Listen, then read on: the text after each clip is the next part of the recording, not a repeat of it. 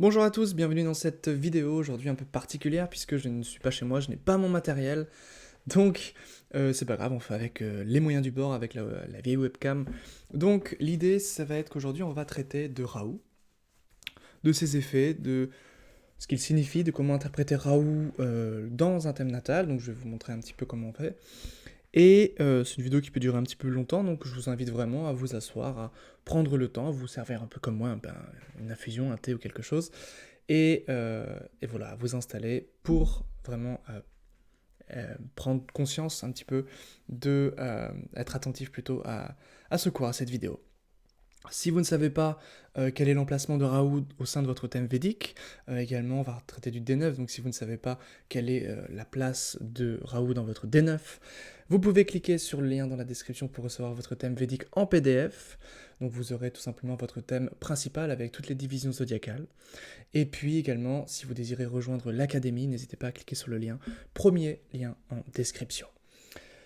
On passe maintenant à Raoult. Donc, Raoult, eh bien, c'est l'idée d'une forme d'obsession.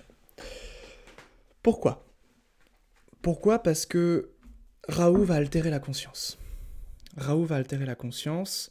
Raoult, c'est quoi dans le ciel? C'est un point fictif qui est responsable des éclipses. Donc, c'est l'idée que dans la mythologie indienne, euh, il mange les luminaires. Il mange la lumière de la lune et du soleil. Donc évidemment que Raoult va venir euh, perturber ce que représentent la lune et le soleil. Donc le soleil, ça va représenter la conscience et la lune, ça va représenter la psyché. Donc ça peut faire en sorte d'altérer cette conscience et cette psyché, ça peut faire en sorte effectivement de, de perturber aussi tout ce qui a un rapport avec les émotions. C'est-à-dire que en sanskrit, c'est ce qui s'appelle manas, donc dans les termes yogiques.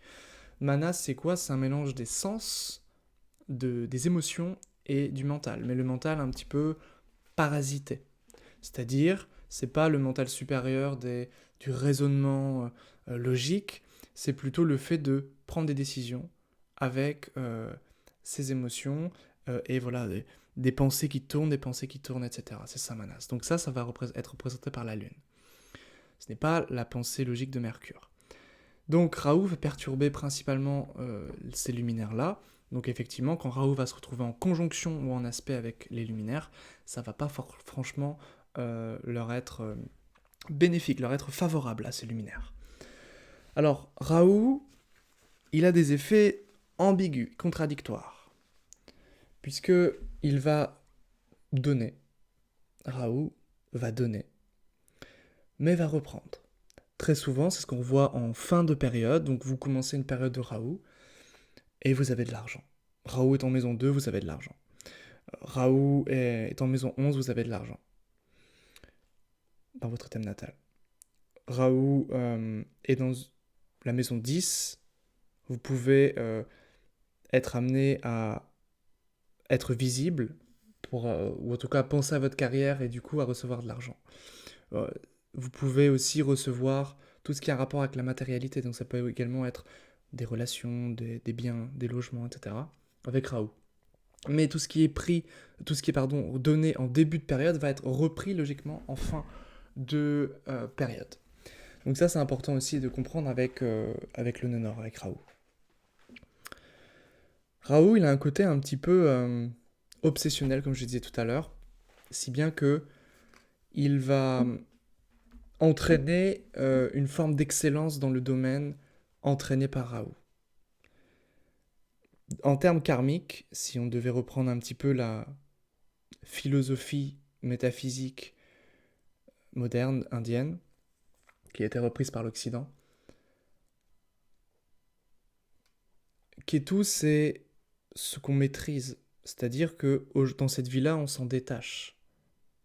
Puisque on aurait, je parle bien au conditionnel, on aurait, dans des vies antérieures, ou des états antérieurs de l'être, plutôt, ce serait plus juste de dire ça, et on aurait épuisé notre karma en rapport avec le domaine occupé par Ketu. Donc Ketu en taureau en 11, c'est ce que j'ai par exemple dans mon thème, c'est peut-être l'idée que j'ai vécu une vie un peu matérielle. Et que du coup j'ai compris, j'ai géré cette énergie-là plus ou moins. Et aujourd'hui, Ketu va représenter le désert. Et donc va représenter ce qui est passé. Et Rahu va nous renseigner sur ce que je dois, mais j'aime pas trop ce terme, plutôt vers le chemin à suivre pour continuer dans cette voie, ce cheminement, on va dire, karmique. Donc, Rahu va nous renseigner sur une forme d'obsession, sur une forme d'excellence, puisque évidemment, l'excellence demande quand même une certaine forme de perfection, d'obsession, pardon, sur le domaine en question, à force de répéter les mêmes choses, à force de répéter sans cesse, avec l'entraînement délibéré, eh bien, c'est vraiment cette idée qu'on peut accomplir quelque chose de grandiose. Parce que Raoult, il amplifie. Donc c'est vraiment cette idée de rendre les choses grandes avec Raoult. Si c'est en maison 1, eh bien peut-être que ça va être soi-même. Peut-être qu'on va essayer, voilà, d'être excellent, d'être aligné avec soi-même. Et ça va être toute la difficulté de Raoult en maison 1, puisque la maison 1, c'est soi-même, c'est la vocation, c'est le natif. Et comme on l'a vu, Raoult altère la conscience, ça va être sans cesse cette question du qui suis-je. Ça va être sans cesse cette question du ok, je m'occupe de moi, puisque Ketu forcément est en 7, donc le désert, vie commune, mariage. Donc ça, c'est pas ce vers quoi on doit se tourner, ça va être soi-même.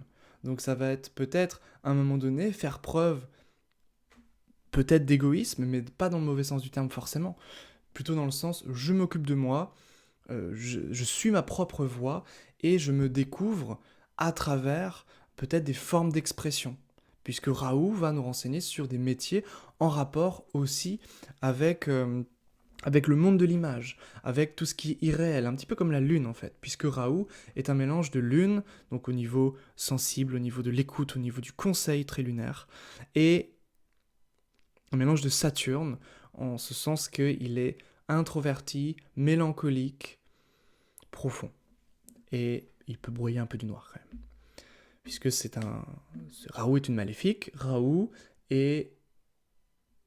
va signer l'obscurité, puisqu'il est responsable des éclipses. Donc une baisse de température, une baisse de luminosité. Donc forcément, Raoult va impacter directement, mais ici en maison 1, la personnalité du natif, qui va plutôt vivons heureux, vivons cachés, mais plutôt dans cette introversion, et ce sera cette idée de savoir qui on est. Et ça va être le signe qui va également nous indiquer à travers quel décor on peut se trouver, on peut s'épanouir. Le bélier, Raoult en bélier, ce sera peut-être, ça peut être du sport, ça peut être avec une carrière en rapport avec le feu, ça peut très bien être au niveau des choix, prendre des choix. C'est les expériences de vie qui me font me faire ressentir des choses et du coup qui me rendent aligné avec qui je suis. Un Raoult en taureau, maison 1, ça pourrait très bien être ce besoin de me sentir en sécurité au niveau matériel et au niveau des traditions, même si Raoult va rendre les choses atypiques, mais on va y revenir. Mais là, c'est vraiment l'idée que Raoult en taureau, on a besoin de se sentir en sécurité. Et peut-être qu'à travers le moyen financier, peut-être qu'à travers l'idée de trouver son propre talent, sa propre façon d'exprimer son propre talent, on arrive à trouver de l'argent, et c'est comme ça, c'est-à-dire en mêlant l'expression, la créativité, le talent et les finances et l'argent, que on arrive vraiment à être aligné, à se trouver. Ça peut être une idée. Raoult en maison 5, ça va être la créativité. Ça va être l'idée de s'exprimer. C'est vraiment le fait de partager, un côté généreux, mais dans la créativité.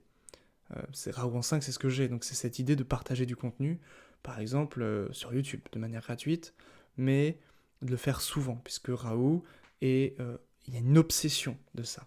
Il y a cette idée également c'est comme ça qu'on se trouve, donc on n'a pas vraiment le choix, entre guillemets, en ce sens que si on ne le fait pas, enfin c'est pas qu'on peut pas le... En fait, l'idée c'est qu'on ne peut pas ne pas le faire, on ne peut pas ne pas suivre Raoult, en fait. Euh, Pourquoi? Parce que c'est une obsession. Et alors évidemment, on peut lutter contre une obsession, euh, mais ce qui résiste persiste, comme disait Jung. Donc c'est vraiment cette idée de ça va nous rattraper à un moment donné.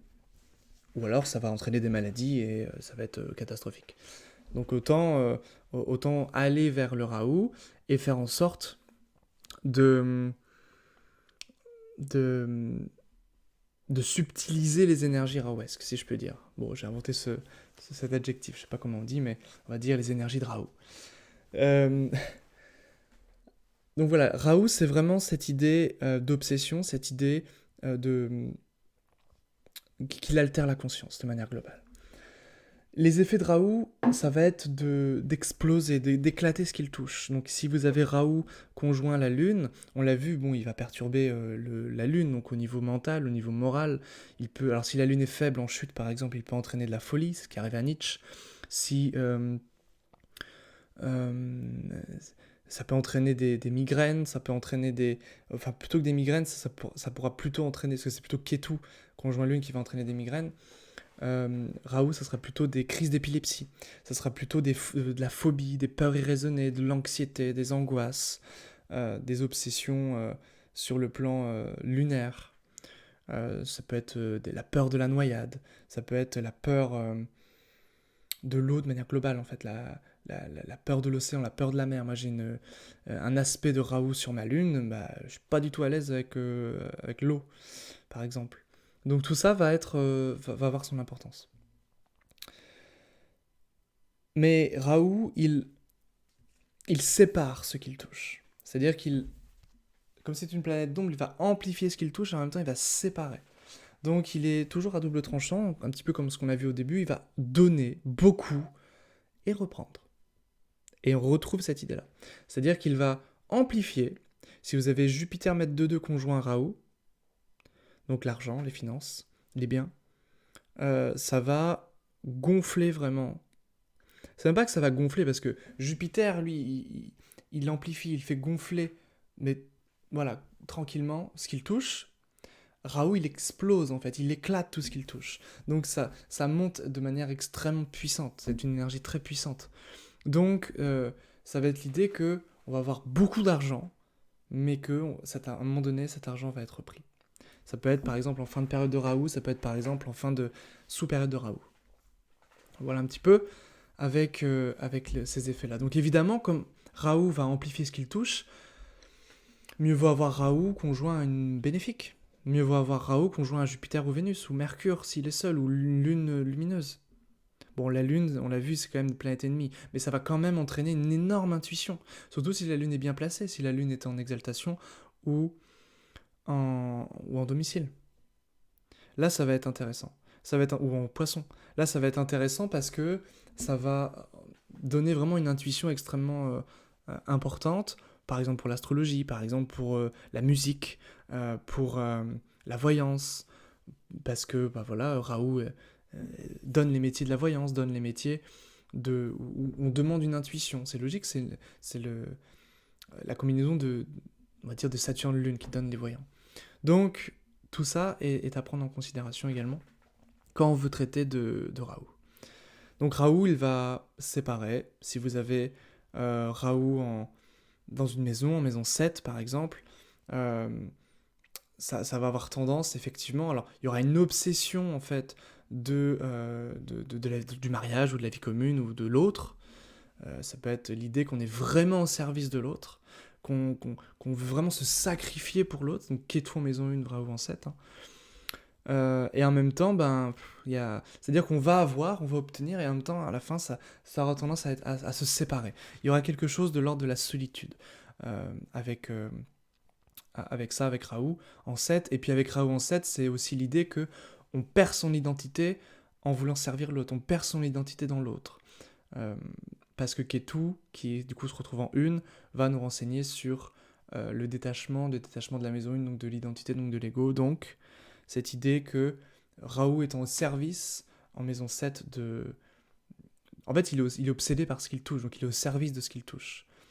Donc forcément, ça va être l'idée que ça peut créer des petits problèmes au niveau du couple.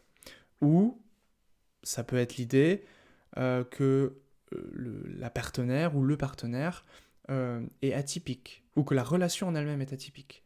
C'est-à-dire que ça peut être une relation qui n'est pas du tout dans les normes. Pourquoi ? Parce que Raoult, l'effet de Raoult, c'est quoi ? C'est vous vous promenez dans la rue, vous voyez une personne qui a vraiment l'air extravagante, excentrique, qui ressemble un peu à une énergie verso. Ça va être Raoult avec des tatouages, des piercings, des grands chapeaux, des choses, voilà, des choses un petit peu particulières, un peu atypiques. C'est l'énergie de Raoult. Ça, c'est l'énergie de Raoult. C'est l'énergie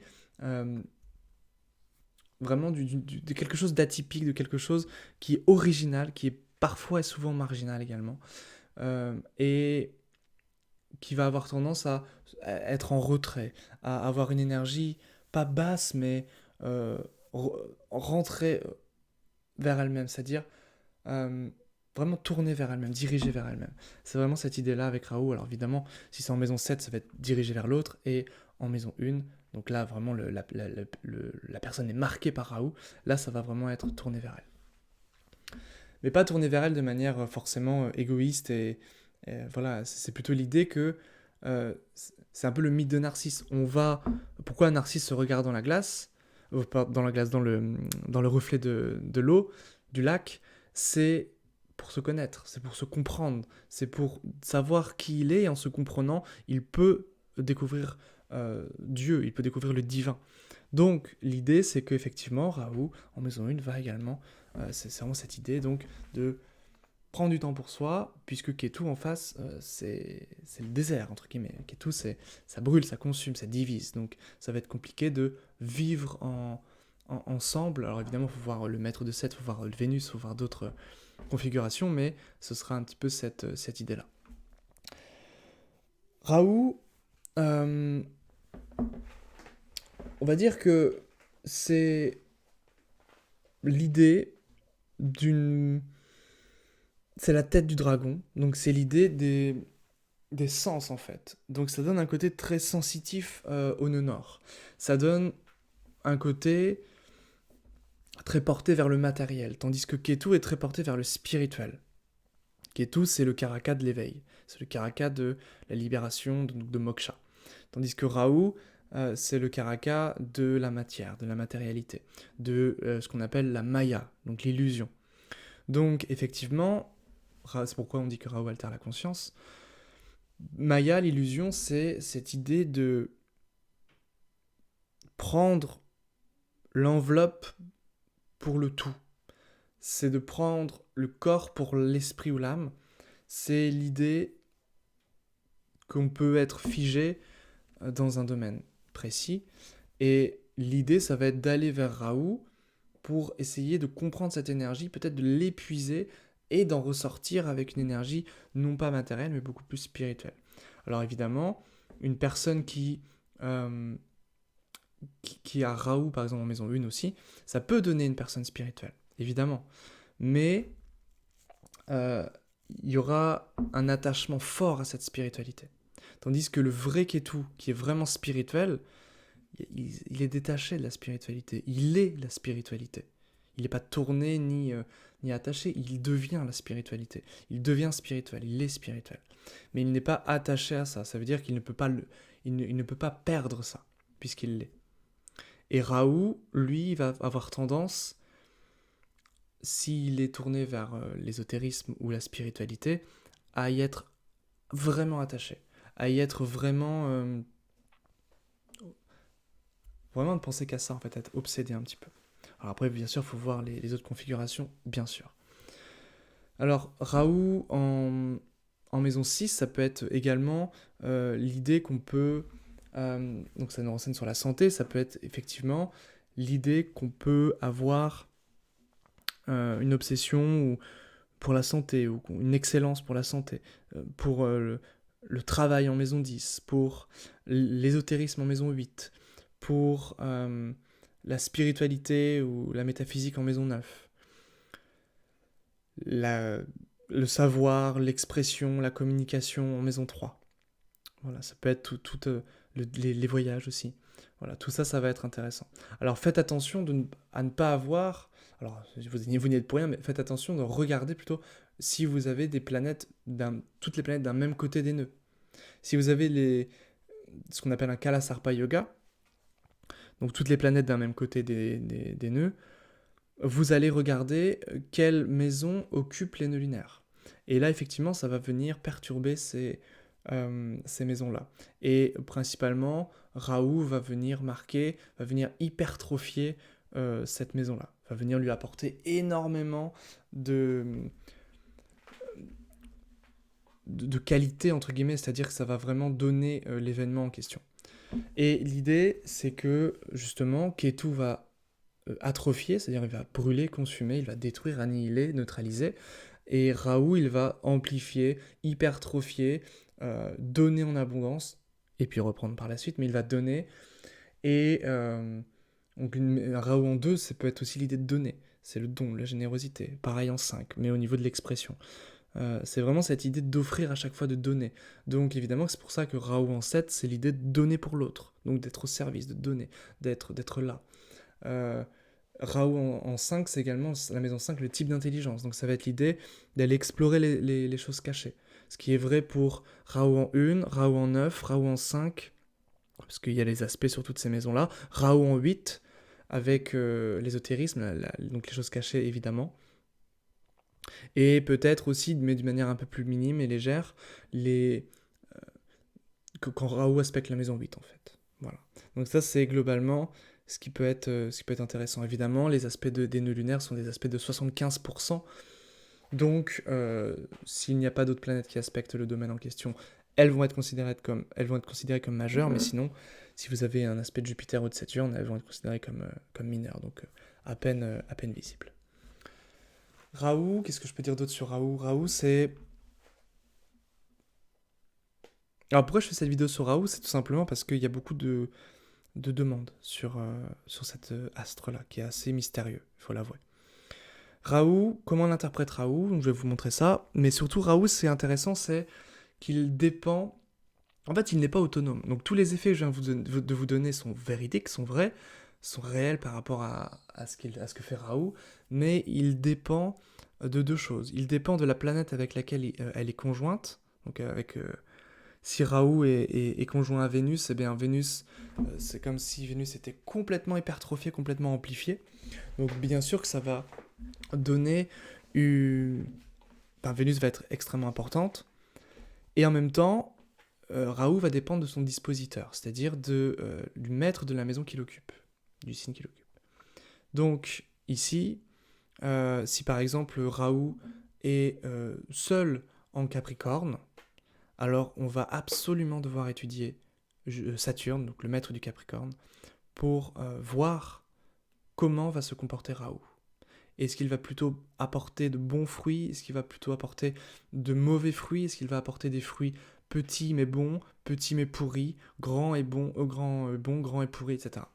Donc tout ça, ça va être le dispositeur qui va nous renseigner. Donc quand je dis dispositeur, c'est le maître encore une fois, du signe occupé par Raoult. On regarde le signe qu'il occupe. Est-ce qu'il est en exaltation, chute, dans un signe ami, ennemi, neutre, chez lui, dans le domicile. On regarde la maison qu'il occupe. Et on regarde évidemment les aspects et les conjonctions qu'il reçoit. Donc tout ça, ça va être fondamental. Évidemment que ça va être fondamental. Également, je vais vous montrer. J'étais parti sur une technique de Raoult pour prédire. Donc l'idée, donc là j'ai pris un thème au hasard, j'ai pris Dali. L'idée, ça va être, donc, on voit que ici, chez Dali, le nœud nord est en maison 4. Donc là, déjà, ça va nous renseigner sur... Alors, ça peut être quelque chose d'atypique. Donc la maison 4, ça va pouvoir être, par exemple, le logement. Ça va être, pourquoi pas, la mer. Donc la mer peut être régie, marquée par Raoult. Donc ça peut être une mer atypique, ça peut être... un confort atypique, ça peut être un domicile atypique. Alors je connais mal la vie de Dali. Donc je pourrais pas vous dire, vous confirmez ou non. Mais voilà, Raoult, ça va pouvoir être aussi une obsession.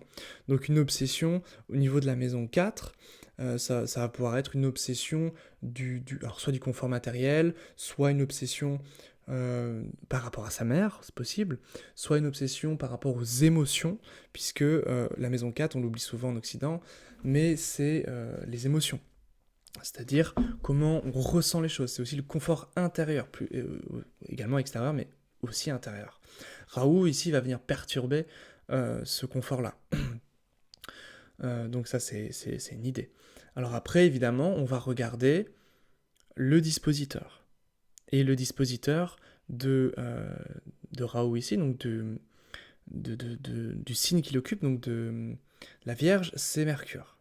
Mercure ici, il est en maison 12, donc il est affaibli, et il est conjoint à Mars, qui est maître de la maison 6 et de 11. Donc c'est la pire maison, la pire planète ici, Mars. Donc Mercure est affligé. Mercure ici est faible et affligé. Donc faible parce qu'il est en 12, affligé par la pire planète, par Mars. Donc ici, on voit bien que le Raoult, il n'est pas très fort en fait. C'est-à-dire que il va entraîner une obsession, il va entraîner quelque chose de difficile parce que Mercure est en 12, parce que il est affligé par Mars. Donc évidemment, ça c'est le D1, ça veut dire que ça va nous renseigner sur la première moitié de l'existence. Après, on peut évidemment superposer le D9, et on peut regarder un petit peu au niveau de cette maison 4. Donc là déjà, on voit que l'ascendant est à la même place dans le D9 que dans le D1, c'est ce qu'on appelle le Vargotama. Donc c'est l'idée que le D9 est une maison ici, est très important en fait. Donc ça veut dire que la vie amoureuse, la vie spirituelle également est importante. Puisque le chiffre 9 signe la spiritualité, le cycle, tout ce qui nous élève et en relation avec la maison 9. Donc ici, évidemment, on a la Lune qui est en 4 et Saturne qui est en 4. Donc ça c'est important, pourquoi ? Parce que ici on voit bien que la Lune est en force directionnelle,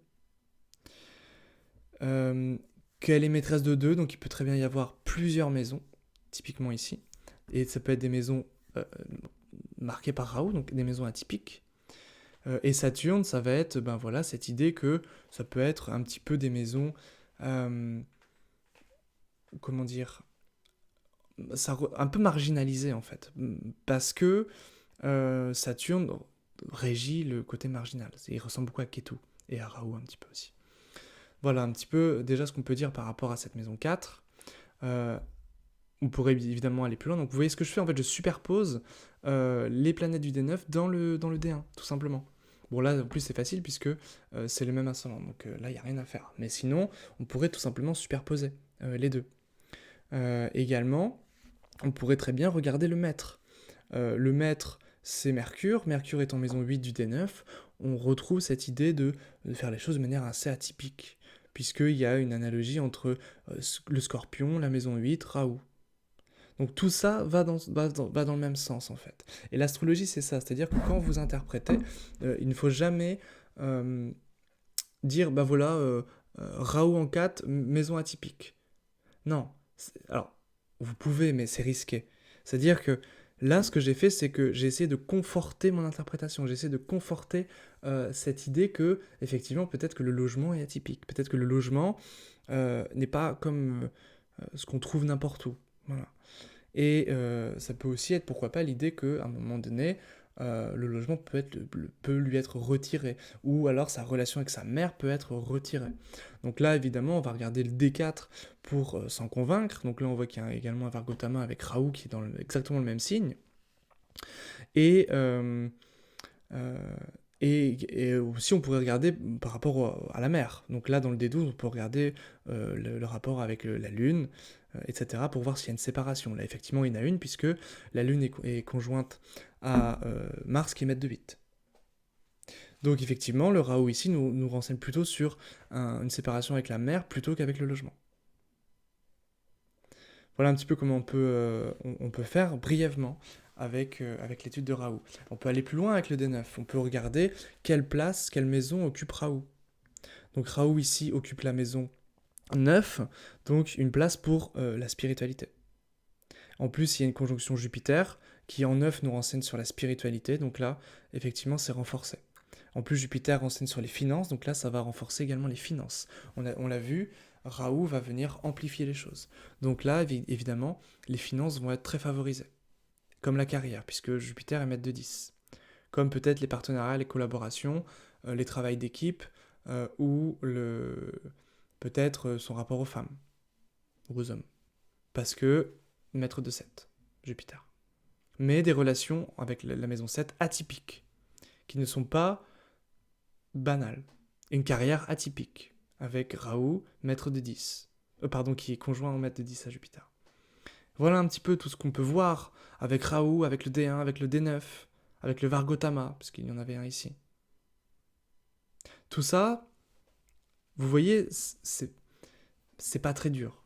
C'est plutôt facile à faire une fois que on connaît les bons réflexes, on connaît la bonne méthode.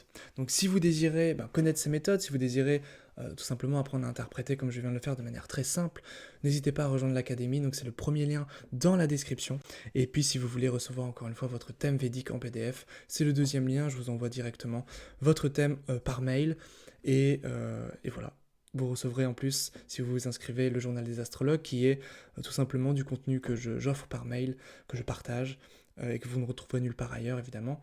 Donc, n'hésitez pas à remplir le deuxième lien, enfin le formulaire que vous trouverez dans le deuxième lien pour recevoir le journal des astrologues, recevoir des offres promotionnelles pour les formations, et si vous voulez vous former ou rejoindre le cercle, donc l'académie, n'hésitez pas à cliquer sur le lien, donc le premier lien en description. Je vous dis à très bientôt pour traiter de la planète Ketu. Ciao!